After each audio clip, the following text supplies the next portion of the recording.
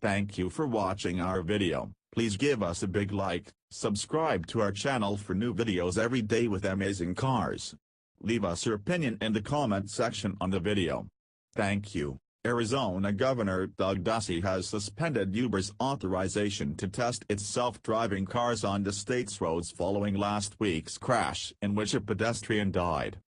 In a letter to Uber CEO Dara Khosrowshahi, Ducey said he found the video of the incident disturbing and alarming, adding that as governor, his top priority is public safety.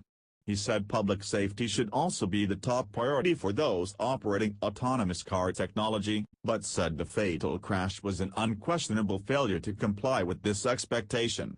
He finished by saying that he had instructed the Arizona Department of Transportation to suspend Uber's self-driving tests in the state.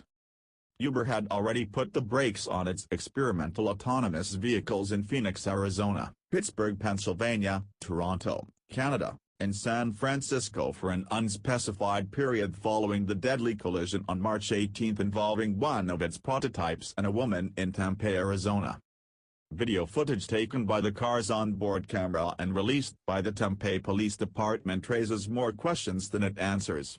Meanwhile, the company that made the sensors fitted to the prototype said it's baffled by the crash, and insiders revealed Uber's self-driving car program wasn't performing as expected even before the incident first made headlines.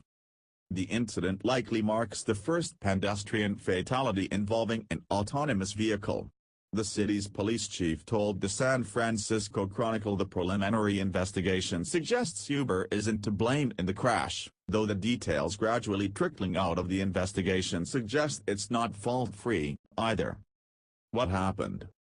49-year-old Elaine Herzberg, who was struck while pushing her bike and later died from her injuries, was walking outside of the crosswalk, according to a Tempe Police Department statement.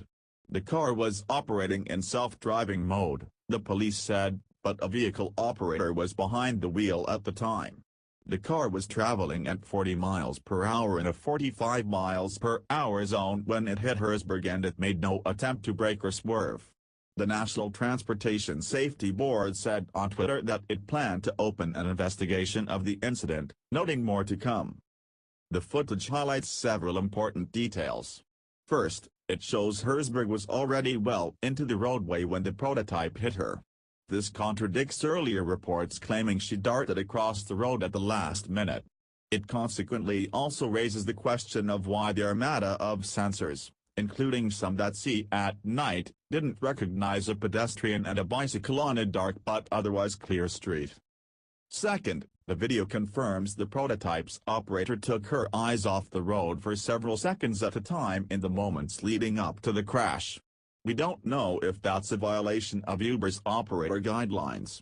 We reached out to the company for clarification, but the spokesperson declined to comment. The video represents the most important piece of information in the investigation. It's very clear it would have been difficult to avoid this collision in any kind of mode, autonomous or human-driven, based on how she came from the shadows right into the roadway, Sylvia Moyer, Tempe's police chief, concluded. But while Uber's prototype might not be at fault, the operator behind the wheel could ultimately face charges. Who's to blame? I suspect preliminarily it appears that Uber would likely not be at fault in this accident, Moyer said. I won't rule out the potential to file charges against the backup driver in the Uber vehicle, she added. Velodyne, the San Jose-based company that made some of the sensors fitted to the Uber prototype, paints a different picture. The company told the BBC it's baffled by the accident and it's still trying to understand how it happened. It claims the LiDAR it sold Uber should have spotted Herzberg even in pitch-black conditions. Our LiDAR can see perfectly well in the dark, as well as it sees in daylight, producing millions of points of information. However, it is up to the rest of the system to interpret and use the data to make decisions. We do not know how the Uber system of decision-making works, Marty Hall, Velodyne LiDAR's president, explained. We do not believe the accident was due to LiDAR, she added. Uber chose not to issue a reply while the investigation is still ongoing. Insiders suggest Uber's self-driving car program began struggling well before the crash. Speaking to the New York Times, they added the company struggled to meet its goal of one human intervention every 13 miles. To add context, Waymo averages one human intervention every 5,600 miles. To complicate the matter, Uber recently asked its self-driving operators to test cars on public roads on their own instead of pairing up in teams. Some employees expressed safety concerns, notably due to the difficulty of staying alert during the long hours spent behind the wheel. The same insiders said Uber CEO Dara Khosrowshahi nearly shut down the self-driving car program when he arrived at the company in August 2017. He ultimately saved it because it's important for the company's long-term prospects. He was due to visit the program in Arizona this spring, and employees hoped to give him a trouble-free ride in a prototype, but he canceled the trip due to scheduling programs unrelated to the accident. What has the response been? Our hearts go out to the victim's family. We are fully cooperating with local authorities in their investigation of this incident, an Uber spokesperson told Digital Trends. The company described the pause in its autonomous vehicle program as a standard move.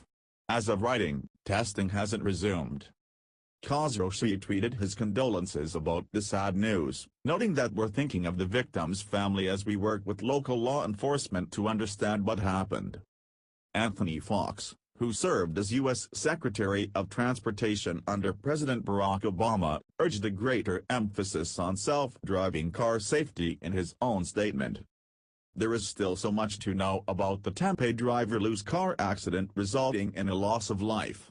That said, this is a wake-up call to the entire avenue industry and government to put a high priority on safety.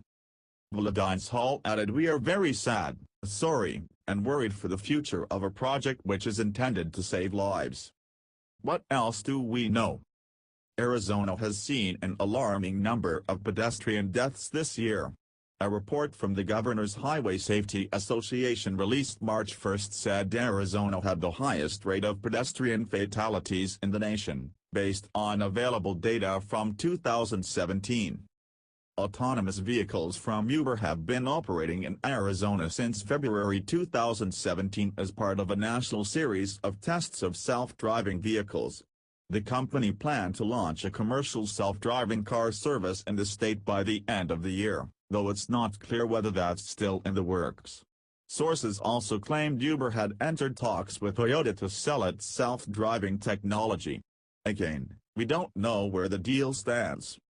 USA Today reports that the vehicle operator, 44-year-old Rafael Vasquez, served almost 4 years in an Arizona prison in the early 2000s for an attempted armed robbery conviction.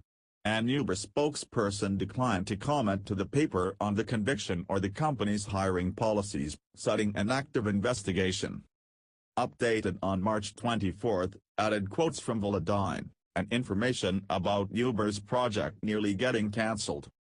Updated on March 26, added details of Arizona's decision to suspend testing of Uber's self-driving cars in the state.